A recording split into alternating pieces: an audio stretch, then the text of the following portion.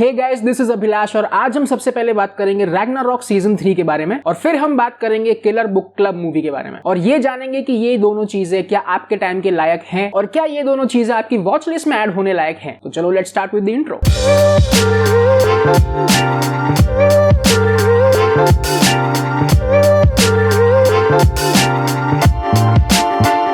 तो finally Ragnarok का third season आ गया है और चलिए ये भी जान लेते हैं कि क्या इस सीजन में हमें कोई ऑसम सी गॉड्स वर्सेस जायंट की लड़ाई देखने को मिलेगी या नहीं। एंड द आंसर इज नहीं। बट इस सीजन का थोड़ा सा हाल सुना देता हूं और सबसे पहले स्टोरी से ही शुरुआत कर लेते हैं। सीजन 3 की शुरुआत होती है जहां पर सीजन 2 एंड हुआ था उसके कुछ महीने बाद से, जहां गॉड्स और जायंट के बीच में एक अनकहा सा एग्रीमेंट है। एग्रीमेंट में है कि थॉर अपना हैमर यूज नहीं करेगा और थॉर को जिन लोगों को सजा दिलवानी है वो कंप्लीटली लॉ और लेजिस्लेशन का यूज करेगा। इसके बदले में जो जायंट्स हैं वो थॉर की फैमिली को नुकसान नहीं पहुंचाएंगे। इस बीच जायंट्स जितने भी हैं वो सब मिलके एक मिडगार्ड सर्पेंट को पालते हैं ताकि जब भी जरूरत हो तो ये थॉर को एक झटके में मार सके। अब सबसे पहले स्टोरी की बात करूं तो देखो, स्टोरी में बीच बीच में बहुत सारे फिलर्स है, बहुत सारे। इन लोगों ने इन फिलर्स को सब प्लॉट्स जैसा यूज किया है बट इन सब प्लॉट्स का लिटरली कोई मायने नहीं बनता। जैसे कि ईमान जो कि एक मैनिपुलेशन गॉड है, तो ये जो है ये रियलिटी टीवी शो के लिए चूज हो जाती है। फिर हमको थोड़ा सा दिखाया जाता है कि उसकी लाइफ में क्या चल रहा है, जो कि एज अ व्यूअर मुझे देखने की जरूरत नहीं है। मुझे बस इतना ही जानना है कि वो इस शहर से दूर है और अभी फिलहाल वो थॉर की हेल्प नहीं कर रही है। फिर इसके बाद एक छोटा सा लव ट्रायंगल देखने को मिलता है बिटवीन मैग्ने, सेक्सा और सिग्नी, जो कि टोटली यूजलेस है। और ये इस पूरी स्टोरी की थीम जो कि है माइथोलॉजिकल ड्रामा, इस पूरी चीज को शिफ्ट करने की कोशिश करती है इनटू टीनेज लव ड्रामा। इसके बाद ना देखो, इस सीजन में ऐसे शुरू में 2-3 बार हुआ है जहां पर मैग्ने अपना हैमर लेके ऐसे बहुत थ्रेटनिंग वे में खड़ा हुआ है, बट ये उन 2-3 बार में भी ना किसी को मारता नहीं है, बस ये सिर्फ ऐसे करके ऐसे खड़ा है हैमर लेके। तो एंड में जाते जाते एज अ व्यूअर आप समझ जाओगे कि अब ये जब भी ऐसे करके ऐसे खड़ा होगा ना तो इसका मतलब है कि आगे कुछ नहीं होने वाला। इसके बाद आते हैं एपिसोड नंबर 4 और 5 जहां पर गॉड्स वाली जो टीम है वो थोड़ी सी बिखरी हुई दिखाई जाती है, जहां पर मैग्ने अचानक से एरोगेंट हो जाता है और वो बोलता है कि मैं ऐसा कर दूंगा, मैं वैसा कर दूंगा, मेरे पास हैमर है, ये वो। ये थोड़ी सी टेंशन बिल्डअप करने की इन लोगों ने पूरी कोशिश की है बट स्टिल ये tension buildup up to the point नहीं है। और ये वाली जितनी भी चीजें मैंने जस्ट अभी आपको एक्सप्लेन की, ये चीजें स्टोरी को कहीं नहीं लेकर जाती। ये सब चीजें देख के आपको एज अ व्यूअर फील हो जाएगा कि इन लोगों ने इस बार राइटिंग पर ज्यादा ध्यान नहीं दिया है, क्योंकि बहुत सारी ये वाली चीजें आउट ऑफ प्रोपोर्शन जा रही थी। स्क्रीन प्ले की बात करें तो देखो, स्क्रीन प्ले भी बहुत ज्यादा स्कैटर्ड है इस बार, मतलब it's all over the place and it's completely out of point. अब बात करें कैरेक्टर डेवलपमेंट की तो इस सीजन में आपको थोड़ा सा ढंग का कैरेक्टर डेवलपमेंट देखने को मिलेगा लॉरिट्स में, क्योंकि फाइनली इस बंदे को एक साइड चूज करनी होती है और इस बंदे का एक लव इंटरेस्ट भी है जो कि इस लड़ाई में शामिल हो जाता है, the battle between the gods and giants. तो वो इनिशियली और इमोशनली इन चीजों पे कैसे रिएक्ट करता है वो बहुत अच्छे तरीके से दिखाया है। I mean in a way he gives the feeling of the main character. तो आप लोग अगर इस शो को देखते हो तो इस कैरेक्टर पे जरूर ध्यान देना। फिर आता है इस शो का सबसे main player, the Midgard serpent. अब इस बेचारे के साथ ना ट्रेजेडी कुछ अलग लेवल की हुई है। इसके जो पानी के अंदर के शॉट्स है वो बहुत ज्यादा अच्छे और बहुत रियलिस्टिक है, बट जैसे ये बेचारा पानी के बाहर आता है वहीं पर सारी गड़बड़ हो जाती है। ना तो ये क्रिएचर ओरिजिनल लगता है और इसकी शैडोज भी क्रिएट करना ये लोग कई जगह पर भूल गए। तो इस बेचारे के साथ ना बहुत इनजस्टिस जैसा हुआ है वीएफएक्स और सीजीआई के मामले में। एक्टिंग के मामले में मुझे देखो किसी से कोई शिकायत नहीं है, सब लोगों ने अपना दी बेस्ट देने की कोशिश की है, सो नो कंप्लेंट्स। अब जिस चीज से मुझे सबसे ज्यादा शिकायत है वो है इस शो का एंड, बिकॉज इस शो का जो एंड है वो पूरे character development, in fact character development पे ही नहीं, कैरेक्टर्स पे, पूरी की पूरी स्टोरी पे, इसके प्लॉट, सब प्लॉट्स पे, इस पूरे शो के एग्जिस्टेंस पे बहुत बड़ा क्वेश्चन मार्क खड़ा करता है। मतलब एक बहुत ही बकवास सा साइकोलॉजिकल वे पॉइंट लेके ये शो छोटी सी गली से भागने की कोशिश करता है। इट वाज लाइक कि भाई फटाफट भाग लो यहाँ से, अपना ये काम खत्म हो चुका है। मैं मेरा पर्सनल एक्सपीरियंस बताऊं तो मुझे बहुत ज्यादा डिसअपॉइंटमेंट हुआ ये चीज देख के। मेरे मुंह से सिर्फ अपशब्द निकल रहे थे। अगर मैं डायरेक्टर होता और कोई राइटर अगर मुझे स्क्रिप्ट पर ऐसा एंड लिख के देता तो मैं उस राइटर को निकाल देता, सॉरी। और इसके बाद ये एंड मैं खुद लिखने के लिए बैठ जाता। एक ऐसा शो जो कि 4 साल तक चला, जो कि व्यूअर्स की नजरों में खरा उतरा, जिसमें बहुत ही बढ़िया कंटेंट है, थोड़ा सा एक्शन है बट मसाला खूब सारा है, और ये शो उन मुद्दों के बारे में बात करता है जिसकी दुनिया को अभी एक्चुअल में जरूरत है। ऐसे शो का ऐसा एंड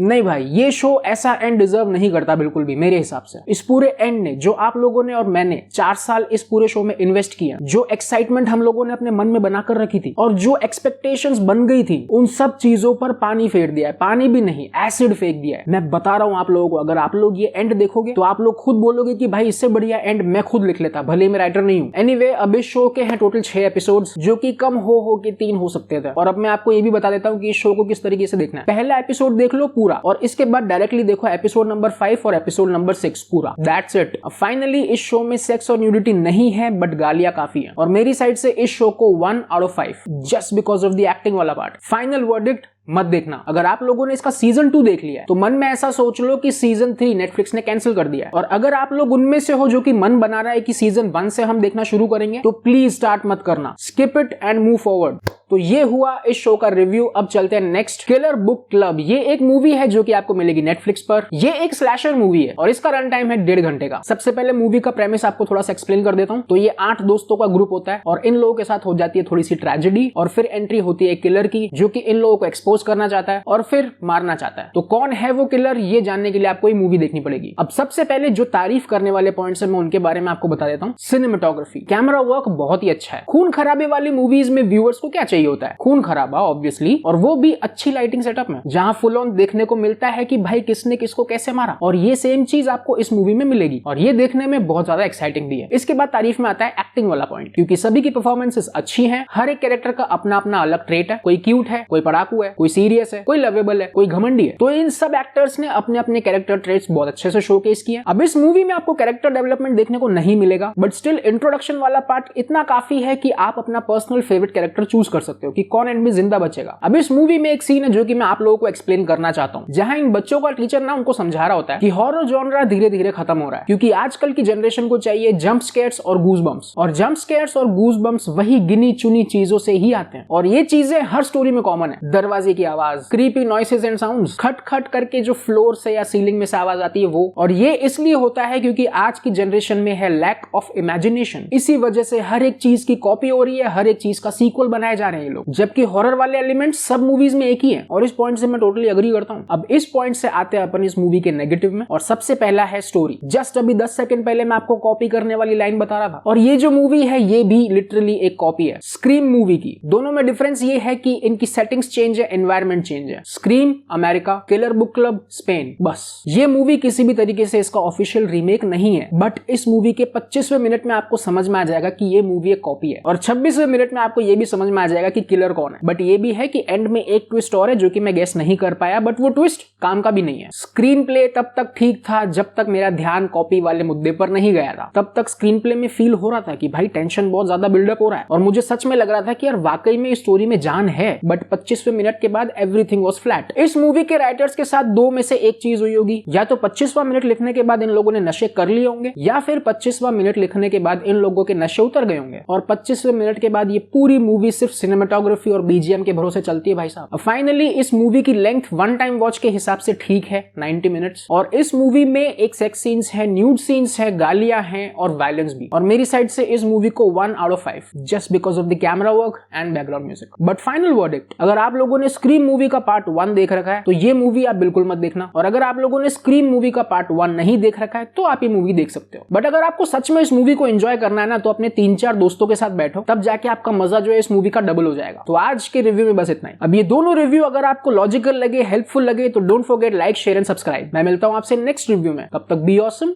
बाय बाय।